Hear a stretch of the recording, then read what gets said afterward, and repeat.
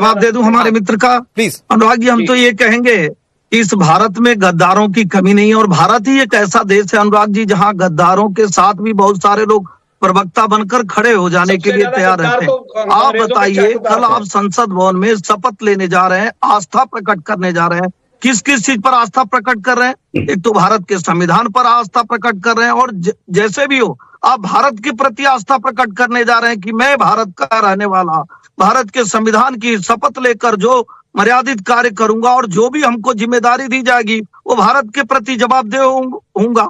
लेकिन आप उसके बजाय वहां कहां फिलिस्तीन आ जाता? और मैं तो कहूंगा भारत नहीं, फिलिस्तीन के लोग भी ऐसे व्यक्ति को गद्दार समझेंगे जो भारत में आस्था प्रकट करने जा रहा है और अपनी देश की आस्था नहीं प्रकट करते हुए दूसरे देश की आस्था प्रकट करता है। और इससे भी अलग बात अनुराग जी, हम लोग चर्चा किसकी कर रहे हैं? आज थोड़े ना भारत के प्रति नफरत भरी बयान, भारत के संवैधानिक संस्थाओं के प्रति नफरत भरा बयान ओवैसी साहब का हाथ से थोड़े ना। जब सुप्रीम कोर्ट एक डिसीजन सुनाता है तब भी कहते हैं वहां मस्जिद थी, है और रहेगी। जब और कोई संवैधानिक संस्था अगर कोई कानून ले आती है तो कहते हैं कि हम तो मुसलमान हैं, हम उस बात को नहीं मानेंगे। लेकिन तो एसएन सिंह सर, मैं ये जानना चाह रहा हूं कि ओवैसी साहब, मैं ओवैसी साहब की बहुत इज्जत करता हूं क्योंकि वो बैरिस्टर है, पढ़े लिखे, मेरी मुलाकात भी उनसे हुई है और मैं उनकी इज्जत करता हूं।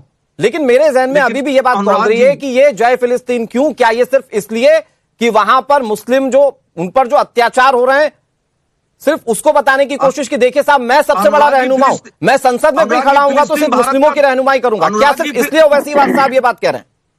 अनुराग जी, फिलिस्तीन भारत का दुश्मन नहीं है, हाँ, और नहीं कोई मुस्लिम भारत का दुश्मन है। लेकिन जिस संदर्भ में जहां पे जो चीज चर्चा हो रही है, कल आस्था की चर्चा हो रही है कि भारत के प्रति आस्था है कि नहीं, तो भारत माता की जय कह देने में आपको क्या दिक्कत है? क्योंकि आप ये बताना चाहते हैं कि आने वाले समय में हम भारत माता को नहीं मानने वाले हैं, हम किसी और को मानने वाले हैं। यही तो बार बार कहा जा रहा है कि भारत जो है आज दो तरफा युद्ध लड़ रहा है। एक तो जो हालांकि एसएन सिंह सर, मुझे नहीं लगता कि बैरिस्टर